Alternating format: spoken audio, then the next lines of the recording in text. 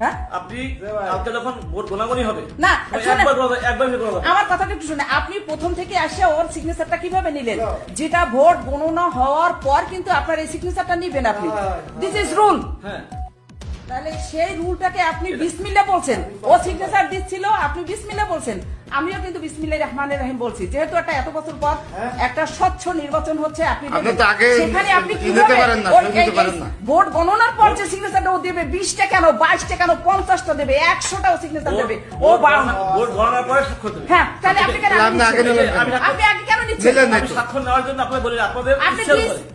দিচ্ছেন, আপনি আপনার ইচ্ছার বলেন উপরে, না। ও জিজ্ঞেস করছে আমি জিজ্ঞেস করছি আপনি ও সিগনেচার আমি বলেনও নাই। ও সিগনেচার একটা দিয়েও ফেলছে। দিয়েও বলছি। সুবিধা কিসের সুবিধা? কিসের সুবিধা? নির্বাচনের আপনার আমি ভোট বছরে গণনা একবারে করতে পরে- স্বচ্ছতার মতো সুবিধা এটা কি স্বচ্ছতার সুবিধা নামের হলো আপনার? সুবিধার মতো আমাকে শোনাবেন। না, আপনি কিভাবে করলেন? হ্যাঁ? আপনি এটা কিভাবে করছেন? আমি আপনাদের সুবিধার জন্য করছি। আপনার সুবিধা কি? আপনি ভোট গণনা